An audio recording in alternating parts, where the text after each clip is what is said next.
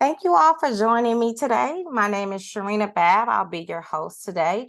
We will be reviewing Information Systems Sourcing Management. This is the final exam overview with class ISAS 620, Information Systems Sourcing Management with the University of Maryland Global Campus.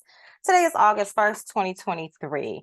I have here with me Essence Lee, Ronald Babb, and Jaden Booker. Thank you for joining me today. So without further ado, we will be reviewing strategic outsourcing, commercial off-the-shelf software packages, also referred to as COTS, negotiating and managing an outsourcing contract, outsourcing pitfalls, and then lastly, outsourcing best practices. So before we get into strategic outsourcing, let's discuss what is outsourcing overall. Outsourcing itself is a business practice where an organization delegates certain tasks, functions, and processes to external service providers rather than handling those particular components in-house. So an example of an outsourcing component would maybe be like an HR department. They handle all of the employee logistics, but maybe the payroll piece can be outsourced to a company like ADP to handle the payroll components. So that's an example of outsourcing. And so when we go into the parameters around strategic outsourcing, there are three key factors that are looked upon, which is the sourcing location matrix, what to source, and then the economics and outsourcing and offshoring. So going back to the location matrix, there are four components to this, right? You have a home country customer or organization that is looking to see whether or not they need to actually outsource anything or just build that particular service in-house or enhance it in-house. That is really considered traditional. Or they can take a look and say, you know, we want to keep some components and we want to have a third party handle some of the services for us domestically, which is in our same home country. So we're going to take a piece and let them handle it. Very similar to, like I explained, the HR piece of, you know, we'll take a piece of this and we'll have HR handle the piece of payroll handled by a home front service company like ADP. And then you have a home country and they have foreign businesses as well in other countries. And so they'll take a component of that and source some of their business to the foreign location. And that's offshore sourcing. And then lastly, you have a home country organization that will say, you know what, I don't have foreign business, but I am looking to outsource my business to a holistically foreign country, foreign organization. And so that's holistically offshore outsourcing. You're taking it all. You don't have business over there, but you're going to start business over there by outsourcing your components. And then, so that's what's considered the location matrix. Where are we going to do the business at, or we're going to keep it at home? And then what to source. So an organization in key point 2 would be looking at things such as, do I keep it in-house?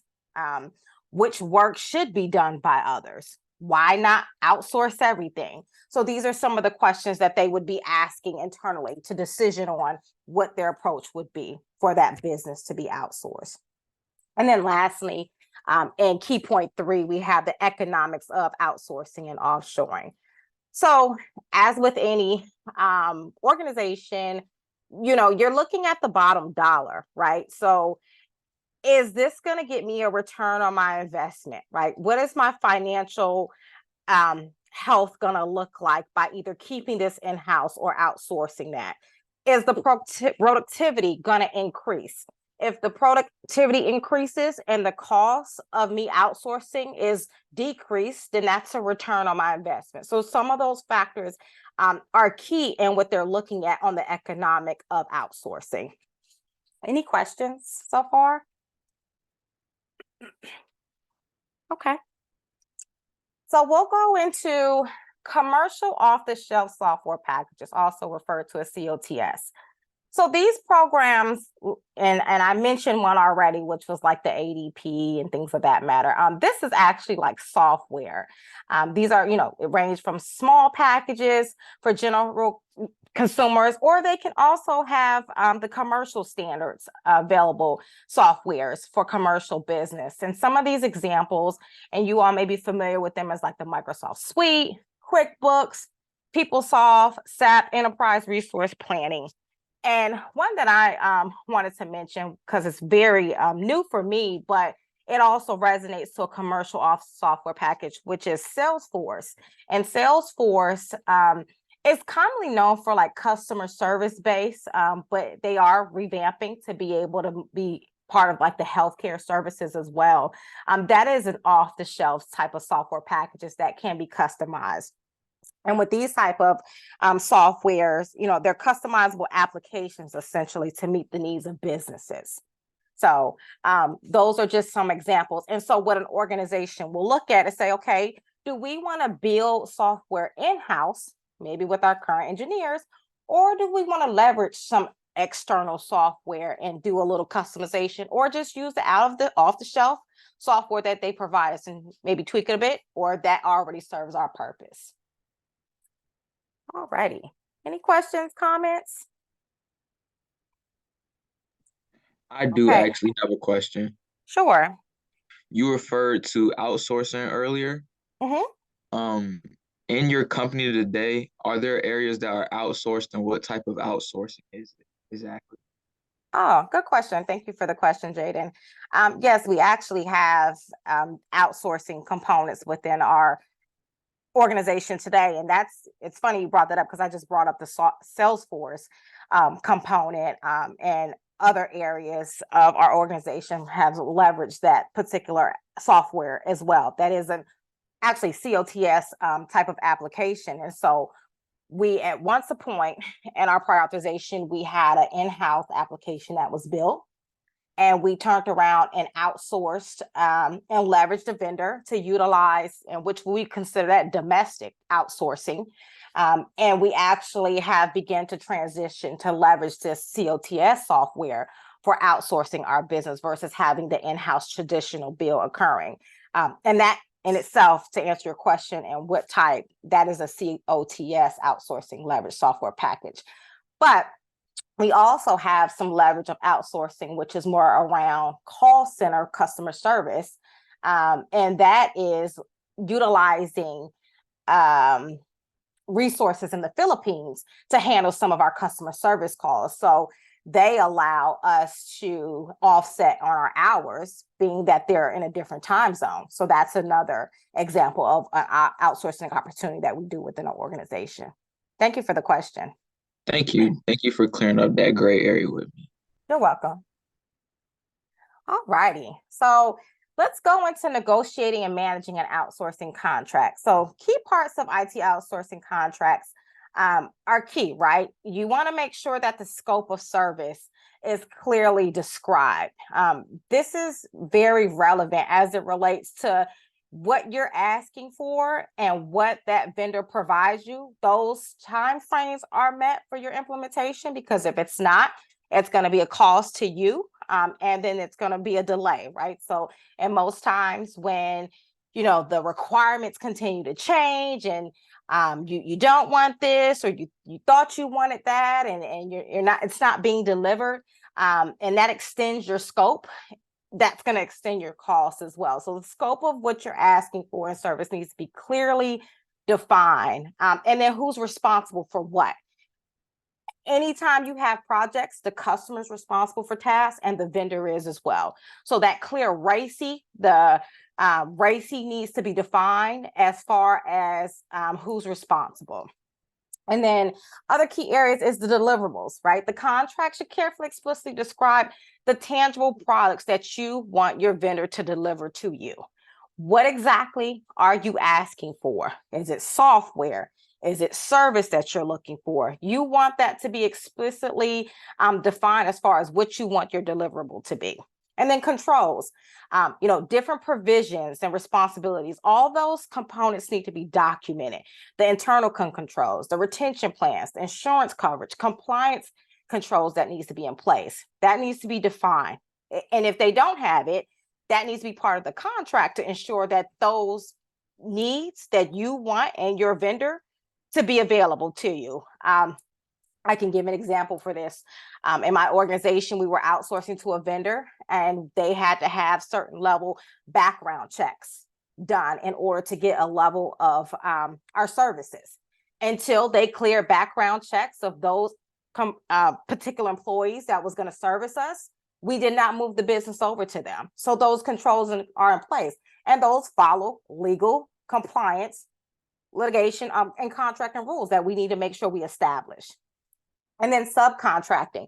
If you have a vendor and they plan on subcontracting, meaning they're supposed to provide you service, but they have someone else that's going to do the service, that needs to be agreed upon. And you need to be aware of that.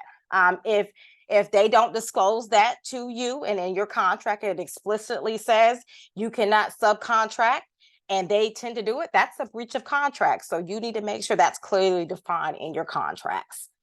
And then terms and conditions.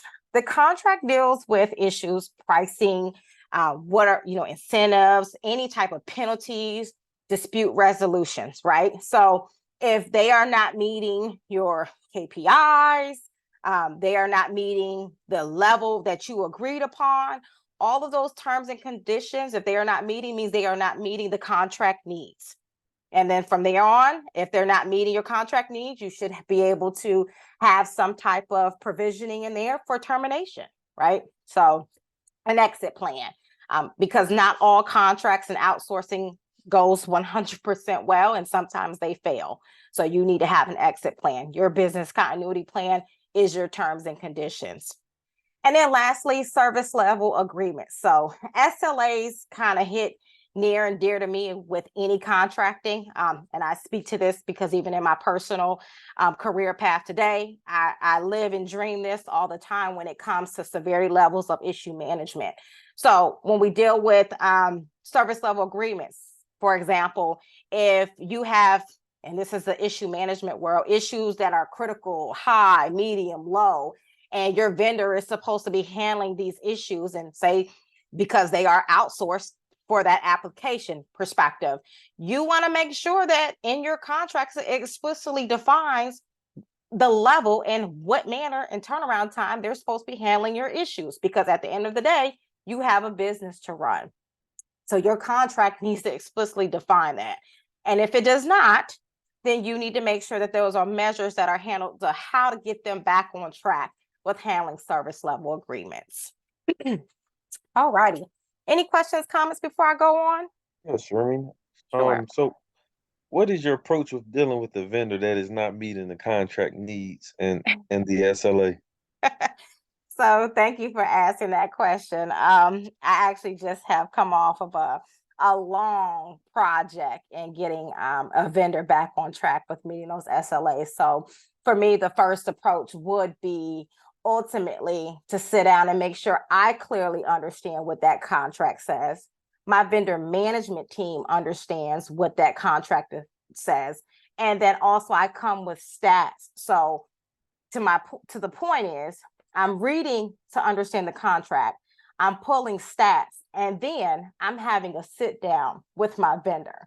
So I'm coming to the table with the facts and advising, this is what the patterns we're seeing, this is what the contract states, and I'm going to have the ownership on them to provide an action plan of how they are going to get back on track to meet the SLAs, because ultimately we're just not going to term the contract for one incident. So we're going to allow them some time to scale back up to meet those particular SLAs within our contract. But ultimately the cadence of measuring them getting back on track, we need to have some weekly or bi-weekly governance until we start seeing a trend of upward meeting those SLAs. So for me, that has been my approach, and has been very successful in approaching my vendor with that manner, because I came with the facts, I came with my backup, which is the vendor management, who should really, own that. And then we sat down and they provided us an action plan, and we held them accountable to stick to their action plan for success. And really, ultimately, it's a matter of facts, communication, and agreed upon approach for success. So I hope that answered your question, but that has been my approach, and it has been successful. Yes, great point. Yeah, I appreciate the information. Thank you. All righty, let's go into outsourcing pitfalls. So, as with any particular project, whether it's outsourcing, whether it's implementations, you can come across pitfalls, right? So, what can cause some pitfalls? Number one, lack of communication or lack of clear objectives. 1 and 3, objectives and communication are key, right? So when we talk about objectives, that for me, that goes back to like requirements, right? What are you asking for? You need clear objectives and expectations defined. There should be no misunderstandings or miscommunications, because what you're asking for is explicitly defining your scope of service, your requirements, and what are those tangible deliverables that you want your vendor to give you. So that's defined in 1. And if you don't have that, then you have a lack of clear objectives. And then going into 2, your vendor selection. It's so important to pick a vendor that can meet your results, right? So you want to basically vet out those vendors, right? Looking for providers that has results that are superb performance. If you have a provider and the reviews have missed deadlines, they have quality issues, that's a red flag. And you can assess that through vendor management should be part of that conversation in your RFPs with selecting the appropriate vendors. And then 3rd, going back to the communication cultural barriers, right? So communication is key, but you also can have cultural barriers. Like I said, when there's different variances of outsourcing, you could be going outsourcing to foreign countries. They may not have the same culture, and the dialogue may be significantly different. So it may be very hard to understand, or even what you're asking for. If you have a business requirement and their functional requirements are not matching, there's some gaps there. So communication and culture barriers is a pitfall that can occur. That's why it's very key to vet out your vendor, what country, and things of that matter, making sure it aligns with your organization. And then data security and privacy concerns. So this is huge. Anytime you outsource sensitive information, there's privacy concerns. That's why it's very important to vet out the vendor, right? Understanding what security measures they have in place, what best practices do they have in place for securing the data. That's absolutely top tier important. The last thing you want to be worried about is you're outsourcing to an organization and they have, breaches and things of that matter because their security is not tight, and making sure maybe your HIPAA information is secure. And then lastly, loss of control. So this kind of goes into a category of certain functions may be perceived as loss or control over critical business processes. You don't want to have some of your core business outsourced, right? Some things you may want to keep internally, or at least have a control over it, where you're not just handing a vendor the keys to your car to take it. Here, drive my car. Here's my bank card. You're just giving them full access to everything. You have to be mindful in what you're giving them control of, because if you ever have to switch to another vendor and they have full access, that's a hard uphill battle to bringing that back in-house and all of those logistics, and even some stuff that they can retain, right? And then you're trying to bring it back. So loss of control is common pitfalls that happen because organizations hand outsourcing vendors the keys to the car and their bank card and everything else, being semantics with the conversation. So going into outsourcing best practices. Now, how can you do things better? And before I go into that, any questions? Hey, Sharina, I Yes. have a quick question because I am compliance driven. So I wanted to know, going back to the outsourcing pitfalls, what are some of because 2 and 3 kind of, really stood out to me. What are some of the top countries for outsourcing, and those, and what are those companies' specialization? Oh, good. Yes, good question. So, I think I brought this up a little bit earlier when we talked about call center. So one company or country that are commonly known for outsourcing is the Philippines. And they are commonly known for their customer service related services that they provide, call center type of work. And that's mainly because the Filipinos have a high level of English proficiency. So if they are providing services for, a business within the United States, they blend very well in being able to provide that customer service due to the dialogue that they're able to speak English proficiency. So Philippines is one. Now, the other country, and very common, is India, and they're really known for like their information technology, information system services type of work. They are definitely technology driven. In India space, you have a lot of engineers and things of that matter that come out of there to help support for either in-house support. We get contractors that come over, or we outsource holistically to India, where the work is done offshore. And so again, that's because of the amount of technology knowledge that they have over there. And then also another key aspect of them is the fact that they great English speakers. They're fluent in English as well. So those are two top countries that I'm very familiar with and actually do business with on a regular basis. Thank you for asking. Did that answer your question? It did. Thank you. Okay, thank you.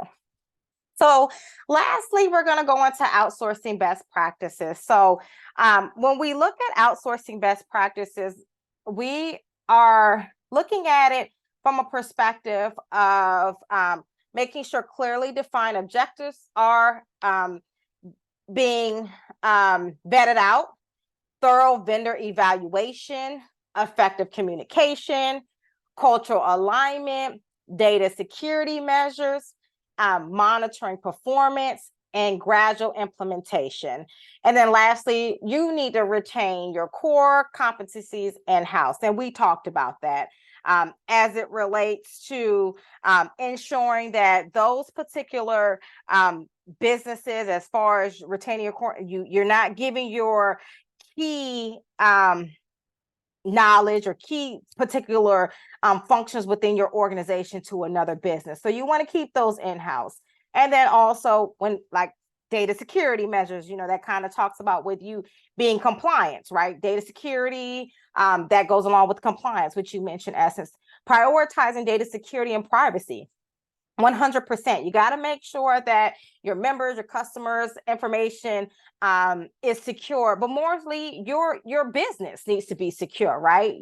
In today's world, it's very common for data breaches. We hear and see them all the time on the news. So security is top tier, cybersecurity, pressure testing of that vendor security components need to be performed. Those type of things need to be in place. So, these are the best practices to make sure that in order for success in outsourcing, these are the key things that an organization needs to vet out, is those objectives, those cultural. And then I just want to mention this because, when I was going through this through these past 11 weeks, and they talked about gradual implementation.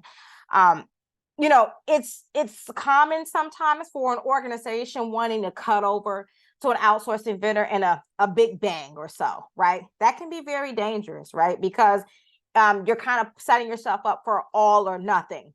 So as a best practice, you want to make sure you have a phased approach, starting with non-critical tasks and then smaller projects before you expand that business to partner with your outsourcing company. Sometimes the slower race, you can win it in the end because you're able to vet out the do's and don'ts as you go along versus a big bang. So here we are with the outsource best practices. I wanted to give you all some feedback. These 11 weeks has been very extensive.